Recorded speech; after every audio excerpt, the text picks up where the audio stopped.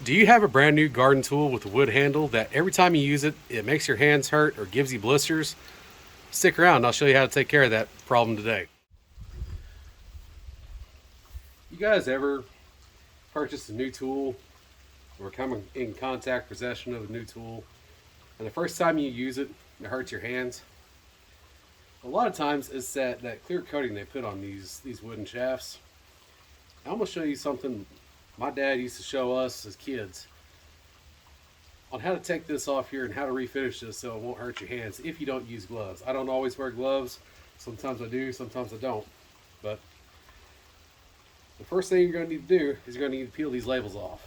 You don't need them anymore. So we're going to go ahead and get this off here. Hopefully in one piece. We're sitting out here today, there's Canada geese flying right there, listening to the rain hit the metal roof. Well, I'm going to cheat and I'm going to use a pocket knife. I'm enjoying a cup of homebrew peppermint tea. That's good stuff. I wasn't feeling that great this morning. I'm going to take a knife, just put it flat, and let's go scrape. Let's go scrape that label off of there. Let me bring you in close. I'll show you what I'm doing. I'm not trying to slice it off. I'm just scraping.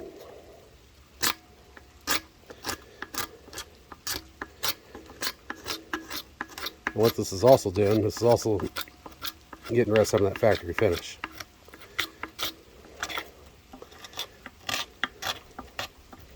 And I learned a long time ago to get rid of that factory finish before you use one of these tools, or you better wear gloves, because it will give you calluses and blisters in an instant. Alright, so I'm going to go ahead and turn this off and I'm going to finish this and I'll be right back. Alright, we got that label all the way off there now.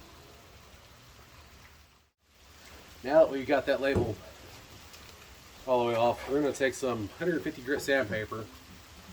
Now I'm not worried about what's underneath this rubber cap here, just what's on here, on the shaft here. And we're just going to take this finish completely off here. I don't know what this is. It's some type of shellac or clear coat that makes it look pretty because people enjoy buying pretty items, I guess. But anyone that actually uses their tools, it's not very functional because it's going to end up hurting your hands and it doesn't last real long anyway. So let me go ahead and take this and I'm going to sand this all off. And we're going to finish it with my preferred method of finishing tools. And I'll show you that in a minute. So we're going to sand with 150, 220, and 320 grit sandpaper. I don't need to go any higher than that for this application. Hi, baby. I brought my pogo stick out. You got your pogo stick? All right. You want to come help me sand?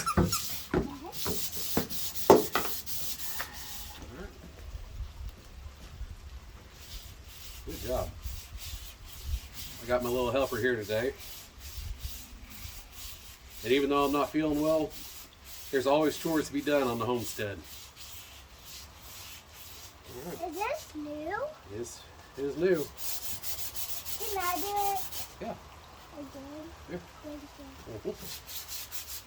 Set it up here.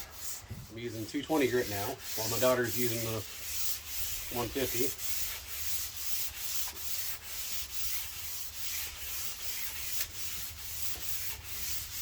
All the way up. There you go. The little ones are never too young to learn how to do the homesteading chores.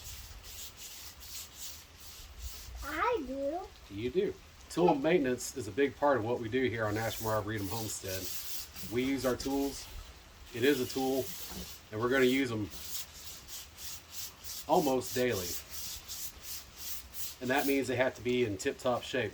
My hands Like I said. are Yep, like I said, when I purchased this tool, I noticed it had that clear coat on it, and I have never, ever, ever liked using those tools with clear coat on it. Daddy showed us a long time ago to scrape it off, or use a sandpaper and get it off. And then we're going to refinish it with a much more durable, much more practical, and organic finish. That's gonna, not quite, baby. And that's going to make this handle feel very, very smooth to the touch. It's going to make it more of a pleasure to work with. All right, let me see that, sweetheart. Can I have it? You can have it in a minute. Okay. Here, get this all the way off here. That black? Yep, that black. That's not glue, sweetheart. What is it? That is the finish we're going to use. That is boiled linseed oil. Is that what you're going to use? Yep. That's how I finish all of our tool handles. Now this appears to be some type of hickory handle on this. That clear coat, it kind of had a sticky feel to it. And I don't like that. I don't like the way it feels. I don't like the residue it leaves on your hands after you've used it all day. Sidestep. Thank you. I don't like the residue that it leaves on your hands at the end of the day. It gets kind of sticky.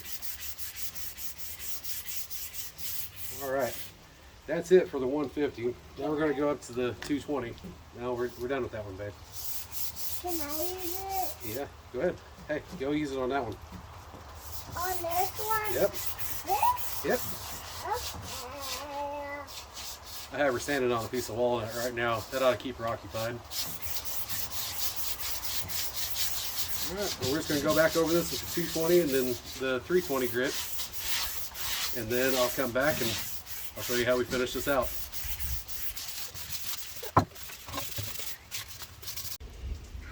And to finish this, we're going to use just plain old boiled linseed oil. So Dad used what Granddad used. And Dad used to tell us that Granddad always said he would tell us to wipe it on every day for a week, then every week for a month, then once a week for a year, and then every year, once a year thereafter. Now,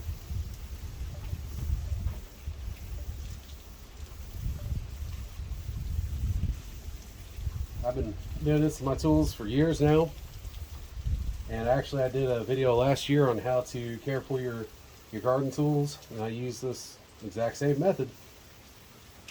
So I just want to show you again real quick on how I process and take care of my new garden tools, and this is how I touch them up every year thereafter. We'll go ahead and let this dry. It's really humid right now. Like I said, it is raining. And then I'll come out here and put another coat on it and do that for a week. Then I'll go to once a month. And then every year when I do my yearly maintenance on all of my rest of the tools, which like I said, I did a video on that last year. But if you like this type of content and you want to learn more about homesteading and gardening and taking care of a farm and horticulture and land and wildlife management, please give my channel a like, share, and subscribe. Until next time, thanks for watching.